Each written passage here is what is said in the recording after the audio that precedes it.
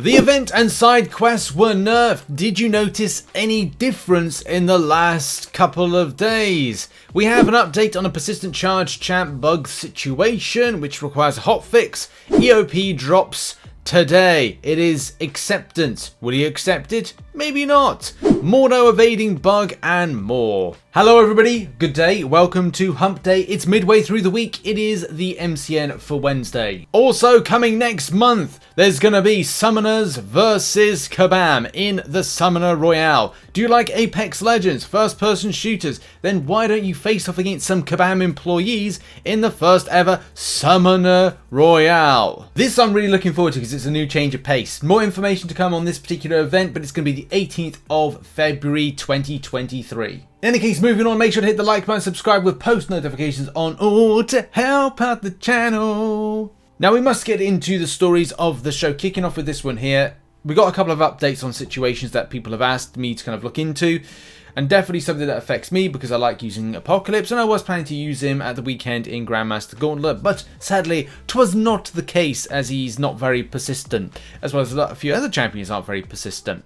So, Kabam Jack says this has been discussed in many different spots of the forum. The latest update is this issue appears to be resolved for the upcoming hotfix. We should be seeing that coming out in the next day or two. This was posted on January 16th. So, the latest on that one, if you go and check out your App Store, is the latest update is not there because the last update, which you can see right here, says 37.2.0, which was 1 week ago, and you can see at the top there is no active update available. Now a lot of people have auto update, so it's not currently being fixed. Also, there's not going to be any answer about compensation as of yet. Definitely no response on that one. I don't know if we will get it for those that kind of were looking for something. I just don't think it's going to happen, and that's just a case of like how Kabam have been in the last year. The word compensation and Kabam are not something that kind of like, you know, they come together, as in they haven't really given it out. Yes, they have given it in some circumstances, but not all the case. I think there's still like compensation from Battleground, like BG Season 1, and I think even like another BG season that was meant to be given out stuff. So yeah, look, they're not giving it out. Disappointing in some elements, but that's what we've come to expect from Kabam recently. Second thing is the Battlegrounds situation. As a lot of you know, we talked about this on, I think, was it Monday? Yeah, Monday, man. Where we've had issues with Battlegrounds where you've just been completely forfeited. Essentially, you game crashed and then it's like completely forfeited and you've lost, and you're there like, hang on a minute, I got the champion down to like defeated, and it's like game crash, and then it's like loss. I can't snap. I don't. Fingers are too soft today. Any case, right? What does Kabam say about this? We've seen a couple of reports similar to these through support tickets, and it's been brought to the game's attention. Game team this morning. That was on January 16th, so that was Monday. Hoping to have more information soon. Thank you for bringing this to our attention. We may have to update you tomorrow. I may do like a little kind of like news roundup on Thursday. It depends on what's kind of cover. I did want to have a look at Eternity of Pain and as well the new side quest, but we'll have to see what's kind of like, you know, about, because people want to know. People want to, you know, go back into Battlegrounds knowing it's safe to do so. At the same time, they want to be able to kind of like use persistent based champions in other content as well. So there's a lot of things that need to be dealt with, especially if you're doing incursions or you're doing any type of piece of content in MCOC at the moment. Eternity of Pain Acceptance drops today. Yes, it does. And there's going to be a special live stream where Kabam Jax is going to be there. By the way, if you watch Kabam Jax when he's live streaming, because he does in like away from MCOC, he has his own life, and also he streams under the name Flannel Jax. I watch myself. Sometimes I watch in the background. I like to sit in the corner and watch, and he doesn't realize, and it's weird. It's not. It's just a case of like some people lurk, and I like listening to him on the background while he's playing Midnight Suns, which is a cool game, by the way. In any case, right? Legacy is going to be such a weird thing to say, but anyways, whatever. Legacy is going to be content creator there, and also is going to be the quest designer for it. They're going to get over the rewards and other stuff. It kicks off at 9 AM PT time, which is, I think, 5 PM UK time. I'm going to be having my dinner then, so you lot have a lovely stream if you want to watch it. I know a lot of people have said about, you know, why on Twitch? It's a shame, really, because I do feel that Twitch could be a really decent platform for MCOC, as well as a lot of games when you've got drops enabled and you've got Twitch Prime associated with it. It could have been something, it's still a chance to kind of like, you know, push the game there. But the problem is it's so rooted now into YouTube, it's disappointing to try and kind of push something with it. Because it's cool that a lot of people have Amazon Prime and you can have then Prime loot and then you can get free stuff. But in any case, whatever. But, you know, they're on Twitch. If you want to go and give it a follow and a watch. Mordo can now astral evade special attacks. What's this all about, Rich? Well, we've got to go over to this. So, there's an issue at the moment. You know, if you're doing a attack against Mordo, as it says here, while stunned, Mordo will evade any incoming basic attack and perform a counter attack which has 100% chance to inflict degeneration debuff, yada yada yada, blah blah blah blah blah blah. Right? That's important. What was that? Basic attack. And there's a lot of people that kind of like, I know people in the community at the start of this year, especially in January, have been really weird with kind of responses and stuff to things. Especially because, like, in this particular situation, you go, okay, parry, and then you throw a special attack in order to make sure. Because a lot of people do heavy cancel, or not heavy cancel, but they do the heavy method in taking on Mordo. And maybe something's changed. Maybe something is kind of like altered, but do bear in mind, as pointed out, special attacks are not basic attacks. And Kabam might say, saw this report on Twitter this morning. I've sent this to the game team for investigation. So it's the case they are taking it seriously, because again, we're taking it at word here, going like, right, special attacks are not basic attacks. So if you parry and throw a special attack, then you go, shouldn't that hit? Shouldn't that hit? In theory, on paper, unless something has changed or whatnot. But yeah, it's. I honestly love that. Phil Green, it's definitely a thing. It's a thing. It's a thing. I love that. That's kind of like, that's quintessential. That's something I would say. It's like, yeah, it's a thing. It's a thing. It's a thing to be investigated. So we'll see what happens with the result of that. And watch out if you're thinking you might do that method. I mean, for me, I'm more of a kind of like intercept and then I'll hit into block or a heavy attack block when the champion's got the power gain up.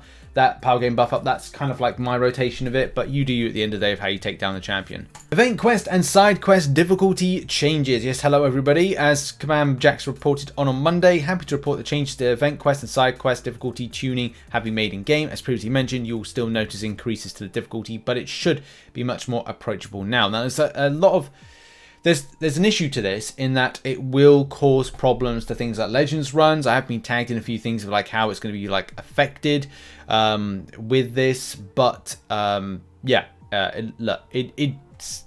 that's something Kabam really have to look into, how that has affected the Legends runs, because if you went and did a Legends run now, it would be less difficult, and therefore it would be a smoother ride to get a Legends tag or whatever and stuff like that. You know, it does lead to a lot of people falling out and things. In any case, let's go over what Kabam has said overall about this. Overall intention of adjusting the difficulties. We wanted players' opponents to be more closely matched to power we incorrectly assumed these players had at their disposal. To get an idea of the power, we pulled data on what rank rarity of champions players were using in monthly content based on the progression versus difficulty. They were playing in uncollected, playing cavalry difficulty versus uncollected players, uncollected difficulty. There was always the risk this data was overinflated by players sitting in a progression longer than they were used to, especially in why do you have to be forced? Like, why is it a case you have to be forced to change your progression? Like M was a Conqueror player for the best part of what 3 years. And she was happy with that, because the thing is, she's a casual. So what you're doing is you kind of go like, right, well, what you're doing is you're eliminating casuals.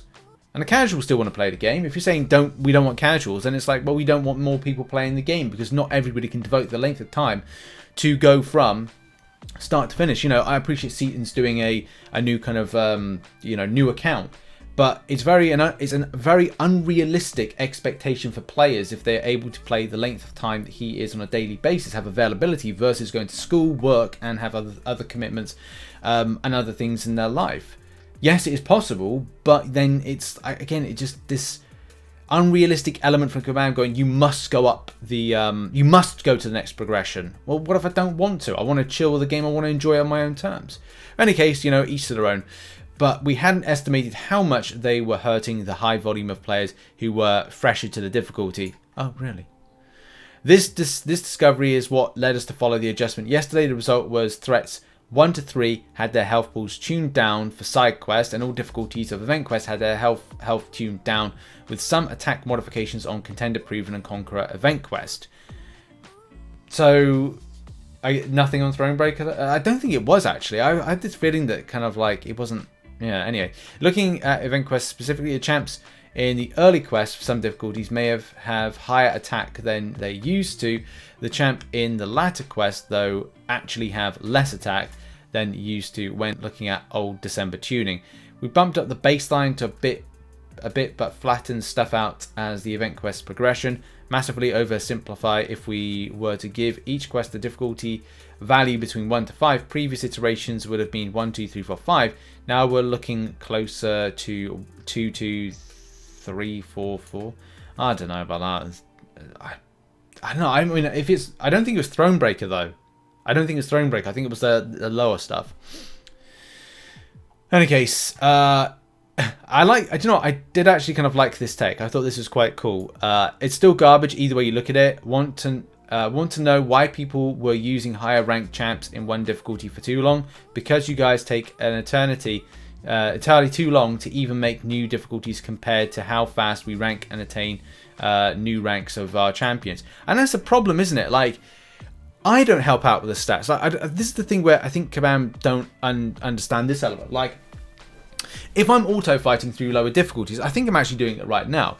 As a lot of you, as I've kind of like said like a million times, I'm a non-spending player. Now, I've got this team I was using, the left-hand side, I was using in Thronebreaker difficulty last night. Now, I can't be bothered to kind of like, and there's no point to me changing that team because I have to go back in a path. But I don't have the time to go through Thronebreaker, so I'll auto fight through lower content in order to get units. So the problem is, by me doing lower content, I'm creating incorrect data to Kabam. But here's the thing, a lot of players do exactly the same thing that I am doing. So it's just a very strange situation on data, and I don't think Kabam can get the correct data they need for this particular matter, and as well like an adjustment on the difficulties. In any case, I wish Kabam well. We're trying to get to a point where they can actually deliver a better and more consistent event quest, which has decent AI in. AI profiles still need to be looked into. Creating better ideas for champions as defenders on the routes, which again, something they fail in on a monthly basis. There's some good months. The thing is a hit and miss. One month could be brilliant, and it's like, I think last month actually was a really good month for champion placement, going, yeah, this is cool. Oh, by the way, do you like unavoidable damage? You need a specific counter to take on this particular champion on this particular route, like Terex and Magic and Electro. Yeah, we'll put that in this month, because we'll put Arcus on that particular node where he gains a lot of power if you don't hit him in a certain point. Yeah, that's a good idea. That's a good idea. We'll put that in. Specific counter? Yeah, of course. Do people have that specific counter? No. Do they have it on a higher rarity in order to take it into Thronebreaker difficulty? No. Do they have it something on a 5-star level? No. Oh. Well, just use units then, or revives and health potions, and that's not really the answer. Still more work needed to event quest, but I'm happy to see that they're doing something about it. And now we move on to arena predictions for Absorbing Man and Valkyrie. So predictions I'm going with is 6-star Absorbing Man. I'm going with 270 mil. That might seem a bit high, but this is probably going to be the newest champion that's going to really pique people's interest. This is January, December champions were pretty popular in the grind. It could even go more than 270. It could go less than 270 mil, but this is the first time this year that we've got a new champion that players are going to, potentially go out for. The 5-star version, I'm going with 60 mil. 6-star Valkyrie in the basic, I'm going with 60 mil, getting it close to that Gore arena recently. That kind of went 45 mil, so it could be a case 60 mil might be a bit too much, or it might be less. We'll have to see. 5-star Valk, I'll go with 20 mil. Probably going to go about 15 mil, but we'll have to see in the results. Make sure when I post on the community tab and on Twitter, if you've got any results, let me know them. It just really helps out trying to predict the round 2. Try and get that in by Sunday, or kind of like late Sunday, maybe early Monday morning, UK time, just so I can get it in the MCN before the new arena starts up. But yeah, thanks very much. And thank you to those that support the channel as a YouTube member and as a patron who are on screen right now. I'm back today on Twitch. I'm playing some Call of Duty with my friends. We played Marvel Contest of Champions yesterday on stream, so thanks to everybody that came across for that. And also, you know, we've got lots of streaming stuff and things on the way. But thanks very much to subs. Renew your Prime sub tonight. That'd be great to see you. Streaming from, let's just say, I don't know, 8 PM. So be there or be square. That's going to be the worst ending I think I've ever done. In any case, bye-bye for now. Tatty byes.